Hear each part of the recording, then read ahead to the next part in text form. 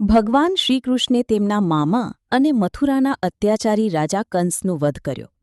આથી કંસના સસરા મગધ નરેશ જરાસંધ શ્રીકૃષ્ણ સાથે વેરભાવ રાખીને યાદવો પર વારંવાર આક્રમણ કરવા લાગ્યા. આથી વારંવારના આક્રમણોથી વ્રજભૂમિની રક્ષા કરવા માટે ભગવાન શ્રીકૃષ્ણે નવા સ્થળે વસવાટ કરવાનો નિર્ણય લીધો. આ માટે તેમણે કુશસ્થળી પર પસંદગી ઉતારી. કુશસ્થળીમાં આવતા પહેલાં શ્રીકૃષ્ણે કુશાદિત્ય, કર્ણાદિત્ય, સર્વાદિત્ય અને ગૃહાદિત્ય નામના અસુરો સાથે યુદ્ધ કરીને તેમનો નાશ કરીને સમુદ્રતટ પર દ્વારકાનું નિર્માણ કર્યું. શ્રીમદ્ ભાગવત જણાવે છે કે દ્વારકાનું નિર્માણ કરતા પહેલાં શ્રીકૃષ્ણે સમુદ્રને 12 યોજન જમીન આપવાની અને પાણીને ખસેડી લેવાની વિનંતી કરી. આથી સાગરદેવી જગ્યા આપી. ત્યાર પછી વિશ્વકર્માજીએ દ્વારકાનું નિર્માણ કર્યું. ભગવાન શ્રીકૃષ્ણે દ્વારકા નગરી વસાવીને તેને પોતાની પ્રવૃત્તિઓનું મુખ્ય કેન્દ્ર બનાવ્યું.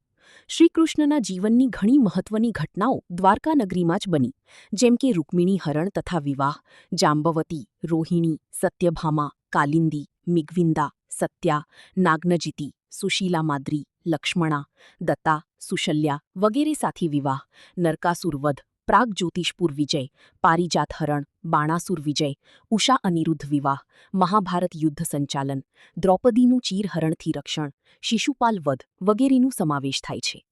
ભગવાન શ્રીકૃષ્ણના સમયમાં દ્વારકાની ભૌતિક સમૃદ્ધિ સફળતાના શિખરે હતી. પાછળથી યાદવો ભોગવિલાસમાં ડૂબી જતા અનેક ઘટનાઓ બનવા લાગી, જેમ કે યાદવોએ પિંડતારણ ક્ષેત્રમાં રહેતા ઋષિઓને હેરાન કર્યા. આથી ઋષિઓએ યાદવોને શ્રાપ આપ્યો. ઋષિઓના શાપથી શાપિત યાદવો કાળક્રમે નાશ પામવા લાગ્યા અને ભગવાન શ્રીકૃષ્ણે પોતાની લીલા સંકેલવા માંડી.